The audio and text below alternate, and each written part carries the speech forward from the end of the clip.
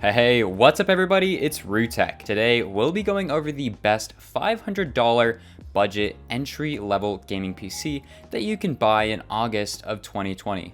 Now with $500, you can easily get a 1080p machine that can run pretty much any game at 60 and above frames per second as you would expect. Modern games like Fortnite, Modern Warfare, Battlefield, Fall Guys, CSGO, Valorant, etc. will run with no problems, as you'll find out with the benchmarks I will be mentioning later on in the video. So in this build, we have a 3rd generation Ryzen processor, 8GB of 3200 MHz RAM, a true 1080p 60 plus frames per second graphics card, 500GB of SSD storage, and more, all enclosed in a beautiful case. Additionally, I do plan on building this or something with a very similar budget, so be sure to subscribe or stay tuned for that. So before we dive straight into talking about these specific parts, I would really appreciate it if you checked out my channel. I post PC tech videos, among other things. Also, if you have any comments or questions as the video goes along, be sure to drop a comment. If you like the video, drop a like. And if you enjoy the content that you're seeing, drop a sub. It really helps out the channel. Oh, you can't use your PC unless you have a copy of Windows, of course. So if you need a Windows key for this build or any build, I highly recommend you head over to Digital Chill Mart. Among the other software that they sell cheap copies of Windows licenses. Use coupon code RUTECH to get 5% off. Links in the description. So let's start out by talking about the CPU. For this entry build, I chose the Ryzen 3 3100 processor. You can finally find this processor for its MSRP price or somewhere around there on online marketplaces. I mean, the day I saw this part on sale for its MSRP price, I immediately bought it without hesitation since it's been so long since you've been able to grab this for such a low price. Anyway, the Ryzen 3100 is the new budget CPU king. This CPU has a base clock of 3.6 GHz, boost clock of 3.9 GHz, packs 4 cores, 8 threads, rocks that 7nm Zen 2 architecture, and is overclockable. It's also fairly recent as it was only released in the second quarter of 2020. This CPU can no doubt handle 1080p gaming and is the perfect choice for an entry-level PC as it's cheap but it has fantastic features despite that. Next up, the motherboard.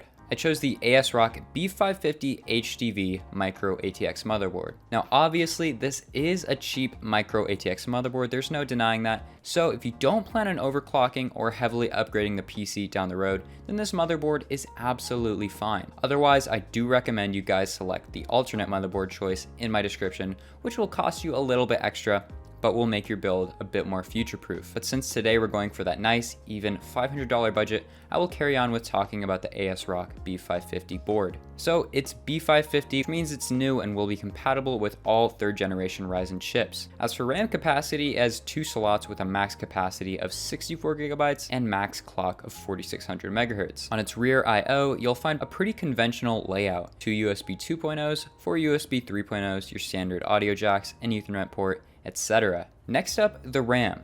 Now with $500, we only have room for 8GB in the budget, but that is totally fine because RAM is super easy to not only sell, but upgrade. So when you upgrade down the road, it won't be a bank breaker by any means. Anyway, the specific RAM that I chose for this build is the G.Skill Ripjaw 5 series, 8GB, so 2 sticks of 4GB, 3200 MHz CL16 RAM.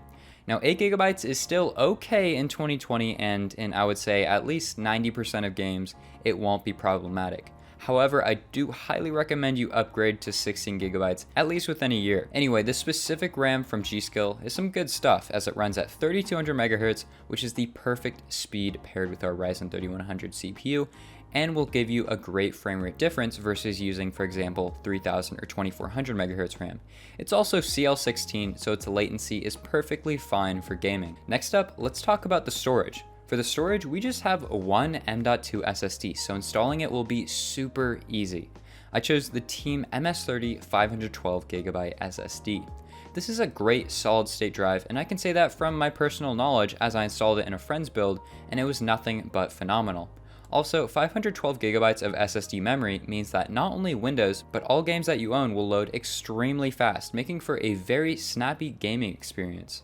Now, if 512GB isn't enough, there are options for higher capacities, or you could just throw in a hard drive as well if you want, like the WD Caviar Blue 1TB hard drive, for example. And now for the part you've probably been waiting to hear about, the graphics card. So for this build, I chose the Asus GeForce GTX 1650 Super with 4GB of VRAM. This is an especially great card for a good handful of reasons. For starters, this is the absolute best graphics card that you can get for this price range. The only other legitimate option was the RX 570, and clearly that is a bit underpowered for this budget. Additionally, the 1650 isn't even a year old yet, so it's still a great up-to-date card to be using. Another awesome feature with this card is it comes with NVIDIA NVENC, which will make streaming no problem at all. So if you plan on doing some streaming or video capture, then this video card is for you.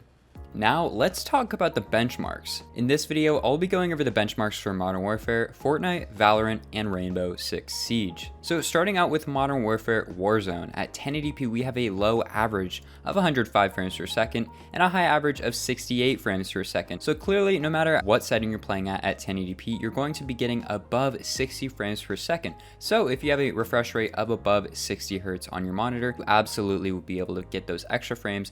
And if you want to play extra competitively, I highly recommend you play on low or medium settings. Next up, for Fortnite at 1080p at competitive settings, you get an average of 195 frames per second, and at epic settings, you get 74 frames per second. So as you know, epic settings on Fortnite is very demanding. It adds a bunch of shaders and all that good stuff. So you can still play competitively at epic, it's just not recommended. Now 74 frames per second is a good bit above 60, so you will get a pretty smooth gaming experience, but obviously it'll be a lot smoother at competitive settings or medium or whatever you prefer, as long as you're not using those demanding epic settings. Next up, Valorant. So Valorant, I get requested like way too much. Valorant is a very low demanding game. It can run on like a broken toaster.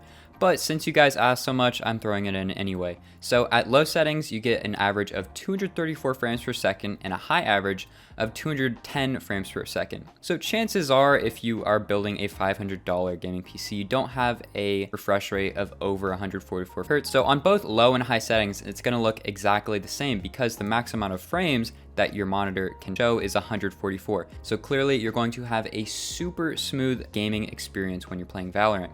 And last but not least, Rainbow Six Siege at 1080p. We have a low average of 180 frames per second and a high average of 115 frames per second. Rainbow Six Siege is one of those really well optimized games, so it'll run very well using the 1650 paired with the 3100. Even at high settings, you still get above 100 frames per second, which will make for a great competitive gameplay experience. And if you want to get even more frames, you can just go ahead and drop to medium or low settings. The 3100 and the 1650 is quite the dynamic duo, as you can clearly tell by these frame rates. A true 1080p 60 and above frames per second rig. Next up, the case. Now obviously you don't have to use this exact case. You can use any case that you'd like that is ATX compatible, but the one that I suggest is the Deepcool Matrix 55. It's a solid mid-tower case, and I can say that from experience as I use this for my main rig for a little over a year on my last PC. It fits with pretty much any simple ATX form factor PC and has a lot of room for upgrades and cable management. It also has beautiful glass side panel as well as a see-through window on the front. You'll also find that this case has fantastic airflow, but again, any ATX case will do. Finally, we have the power supply. Since this isn't a very high power consuming build, I picked the EVGA W3 450 watt 80 plus certified power supply. PC Part Picker estimates that this entire build will take up around 299 watts, so 450 watts of 80 plus certified power is enough for not only this build, but also for possible upgrades in the future. It also comes from EVGA, who has a reputation of having really reliable power supplies. It's never a good idea to get a power supply from an iffy company, so if this power supply is out of stock, I will have some alternate options in the description as well. So yeah, that will do it for this video. If you plan on building this or have built it, be sure to drop a comment, as I and the community would love to hear about it. So that will wrap it up for this video. If you enjoyed the video, drop a like. Have any comments or questions, drop a comment. And if you enjoy the content that you're seeing, drop a sub. Thanks for watching. Peace out.